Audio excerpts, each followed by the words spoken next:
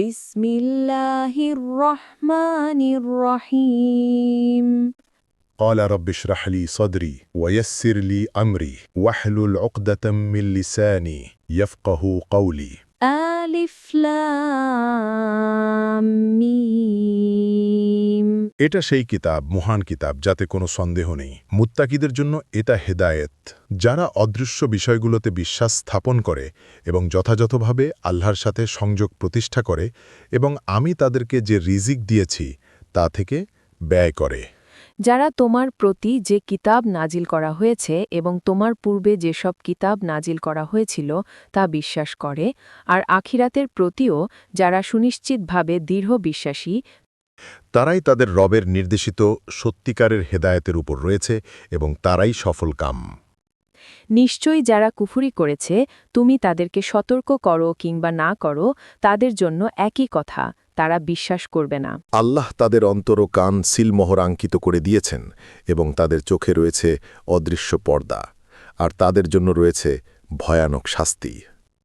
মানুষের মধ্যে এমন কিছু লোক আছে যারা বলে আমরা ঈমান এনেছি আল্লাহ ও আখিরাতের, অথচ তারা মুমিন নয়। তারা আল্লাহকে এবং যারা ঈমান এনেছে তাদেরকে ধোঁকা দিচ্ছে, অথচ তারা নিজেদেরকেই ধোঁকা দিচ্ছে, কিন্তু তারা তা উপলব্ধি করতে পারছে না। তাদের অন্তরে আছে রোগ, সুতরাং আল্লাহ তাদের রোগ আরও বাড়িয়ে দিয়েছেন, আর তাদের জন্য রয়েছে যন্ত্রণাদায়ক শাস্তি, কারণ তারা মিথ্যাবাদী। এবং যখন তাদেরকে বলা হয় তোমরা পৃথিবীতে অশান্তি, বিপর্যয়, ফ্যাসাদ সৃষ্টি করো না, তখন তারা কূটকৌশলে বলে আমরা তো শুধুই সংস্কারক, মুসলিহীন।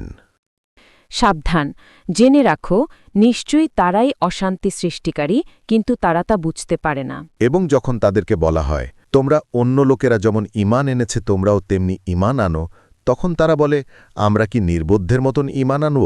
জেনে রাখো, নিশ্চয়ই তারাই নির্বোধ, কিন্তু তারা তা জানে না। আর যখন তারা ঈমানদারদের সাথে মিলিত হয় তখন বলে আমরা ঈমান এনেছি, এবং যখন তাদের শয়তানদের সাথে গোপনে মিলিত হয় তখন বলে নিশ্চয়ই আমরা তোমাদের সাথে আছি, আমরা তো শুধু উপহাস করি। আল্লাহই তাদের সাথে উপহাস করছেন এবং তাদেরকে তাদের অবাধ্যতার মধ্যে বিভ্রান্ত হয়ে পথহারা হয়ে ঘোরার অবকাশ দেন। এরাই তারা যারা হিদায়তের বিনিময়ে পথভ্রষ্টটা কিনেছে, সুতরাং তাদের ব্যবসা বাণিজ্য ও লাভজনক হয়নি এবং তারা হেদায়তও পায়নি। তাদের উপমা ওই ব্যক্তির মতো যে আগুন জ্বালালো, এরপর আগুন যখন তার চারপাশ আলোকিত করল, তখন আল্লাহ তাদের আলোর নূর কেড়ে নিলেন এবং তাদেরকে ছেড়ে দিলেন এমন ঘোর অন্ধকারে যাতে তারা কিছুই দেখতে না পায়। তারা যেন বধির, বোবা ও অন্ধ, কাজেই তারা কুরআনের হেদায়েতের দিকে ফিরে আসবে না। অথবা তাদের উপমা যেন আকাশ থেকে মুষলধারী বৃষ্টির মতো, যাতে আছে ঘোর অন্ধকার, গর্জন ও বিদ্যুৎ চমক। মৃত্যুর ভয়ে গর্জনের সময় তারা কানে আঙ্গুল দিয়ে রক্ষা পেতে চায়, আর আল্লাহ কাফেরদের ঘেরাও করে রেখেছেন। বিদ্যুতের ঝলকানি তাদের দৃষ্টি প্রায় ছিনিয়ে নিচ্ছিল, যতবারই তাদের জন্য ঝিলিক দেয় তারা এর মধ্যে হেঁটে চলে, আর যখনই তাদের উপর অন্ধকার নেমে আসে তারা দাঁড়িয়ে পড়ে। আল্লাহ চাইলে তাদের শ্রবণ ও দৃষ্টিশক্তি একেবারে কেড়ে নিতে পারেন, নিশ্চয়ই আল্লাহ সবকিছুর উপর ক্ষমতাবান। হে মানবজাতি, তোমরা তোমাদের সেই রবের ইবাদত করো, যিনি তোমাদেরকে ও তোমাদের পূর্ববর্তীদেরকে সৃষ্টি করেছেন, যাতে তোমরা মুত্তাকি হতে পারো। যিনি তোমাদের জন্য পৃথিবীকে পালঙ্ক ও আকাশকে অট্টলিকা করেছেন এবং আসমান থেকে নাজিল করেন বৃষ্টি, তারপর তার মাধ্যমে উৎপন্ন করেন ফল ফলাদি তোমাদের জন্য রিজিক স্বরূপ। সুতরাং তোমরা জেনে বুঝে কাউকেও আল্লাহ সমকক্ষ দাঁড় করাও না। এবং আমি আমার বান্দার উপর যে কোরআন নাজিল করেছি, যদি তোমরা সে সম্পর্কে সন্দেহ থাকো, তাহলে তোমরা তার মতো কোনো একটা সূরা বানিয়ে আনো।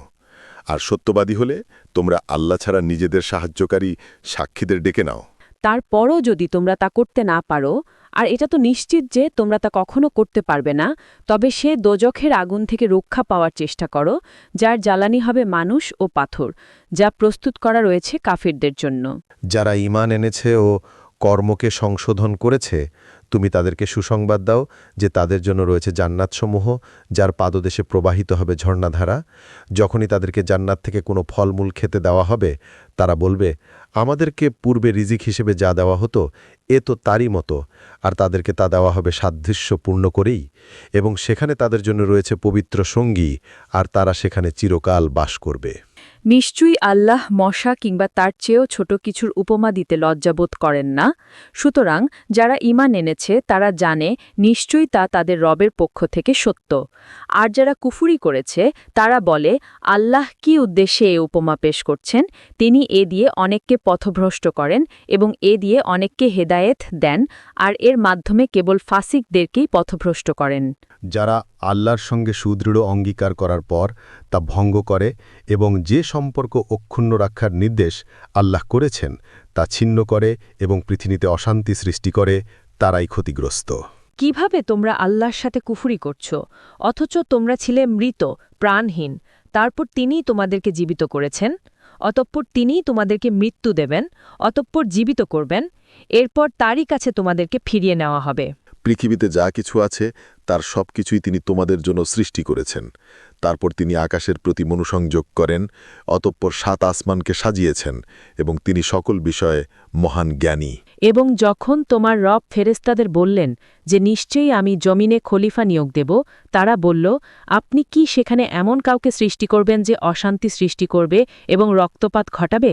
আর আমরাই তো আপনার হামদসহ তাসবিহ করি এবং পবিত্রতা ঘোষণা করি। তিনি বলেন, নিশ্চয়ই আমি তা জানি যা তোমরা জানো না। এবং তিনি আদমকে যাবতীয় নাম শিক্ষা দিলেন। তারপর সেগুলো ফেরেশতাদের সামনে উপস্থাপন করে বললেন, এগুলোর নাম আমাকে বলে দাও, যদি তোমরা সত্যবাদী হও। তারা বলল, আপনি পবিত্র মহান, আপনি আমাদেরকে যা শিক্ষা দিয়েছেন তা ছাড়া আমাদের তো কোনো জ্ঞানই নেই, নিশ্চয়ই আপনি মহান জ্ঞানী, প্রজ্ঞাময়। এবং তিনি বললেন, হে আদম, এগুলোর নাম তাদেরকে জানাও। তারপর যখন সে এগুলোর নাম তাদেরকে জানালো, তিনি বললেন, আমি কি তোমাদেরকে বলিনি যে নিশ্চয়ই আমি আসমানসমূহ ও জমিনের গায়েব জানি এবং জানি যা তোমরা প্রকাশ করো এবং যা তোমরা গোপন করো? এবং যখন আমি ফেরেশতাদেরকে বললাম, তোমরা আদমের বশ্যতা স্বীকার করো, তখন ইবলিস ছাড়া সকলেই বশ্যতা স্বীকার করল। সে অস্বীকার করল ও অহংকার করল, এভাবে সে কাফেরদের অন্তর্ভুক্ত হয়ে গেল। এবং আমি বললাম, হে আদম, তুমি ও তোমার সঙ্গী জান্নাতে বসবাস করো এবং সেখানে আহার করো স্বাচ্ছন্দ্যে, তোমাদের মন যা চায়, কিন্তু এই ধাঁচটির কাছে যেও না, তাহলে তোমরা জালিমদের অন্তর্ভুক্ত হয়ে যাবে। অতঃপর শয়তান সেখান থেকে তাদের পদস্খলন ঘটাল এবং তারা যেখানে ছিল সেখান থেকে তাদেরকে বহির্গত করল। আর আমি বললাম, তোমরা অন্যত্র চলে যাও, তোমরা একে অপরের শত্রু, আর তোমাদের জন্য জমিনে রয়েছে নির্দিষ্ট সময় পর্যন্ত বসবাস ও ভোগ উপকরণ। তারপর আদম তার প্রতিপালক রবের কাছ থেকে কিছু বাণী প্রাপ্ত হল। অতঃপর আল্লাহ তার প্রতি ক্ষমা প্রদর্শন করলেন, নিশ্চয়ই তিনি তওবা কবুলকারী, পরম দয়ালু। আমি বললাম, তোমরা সবাই অন্যত্র চলে যাও। অতঃপর যখন আমার পক্ষ থেকে তোমাদের কাছে কোনো হেদায়েত আসবে, তখন যারা আমার হেদায়েত অনুসরণ করবে তাদের কোনো ভয় নেই এবং তারা দুশ্চিন্তাগ্রস্তও হবে না। আর যারা আয়াত উপেক্ষা, অবজ্ঞা, গোপন কুফরি অথবা আমার আয়াতসমূহেতে মিথ্যারোপ করেছে, তারাই আগুনের অধিবাসী, সেখানে তারা চিরকাল থাকবে। আয়াত 40 থেকে 46 বনি ইসরায়েলের শ্রেষ্ঠত্ব ও আল্লাহর নিয়ামত স্মরণ করানো। হে বনি ইসরায়েল, তোমরা আমার নিয়ামতকে স্মরণ করো, যে নিয়ামত আমি তোমাদেরকে দিয়েছি, এবং তোমরা আমার অঙ্গীকার পূর্ণ করো, তাহলে আমি তোমাদের অঙ্গীকার পূর্ণ করব, আর কেবল আমাকেই ভয় করো। আর তোমাদের সাথে যা আছে, অর্থাৎ তৌরাত ও ইনজিল, তার সত্যায়নকারী স্বরূপ আমি যা নাজিল করেছি, তার প্রতি তোমরা ঈমান আনো এবং তোমরাই এর প্রথম অস্বীকারী হইও না।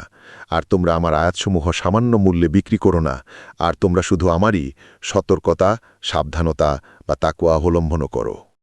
তোমরা সত্যকে মিথ্যার সাথে মিশ্রিত করো না এবং জেনে বুঝে সত্যকে গোপন করো না। আর তোমরা আল্লাহ ও কিতাবের সাথে সংযোগ প্রতিষ্ঠা করো এবং তাতে বর্ণিত আদেশ নিষেধ পালনের মাধ্যমে পরিশুদ্ধ হও এবং বিনয়ীদের সাথে বিনীত হও।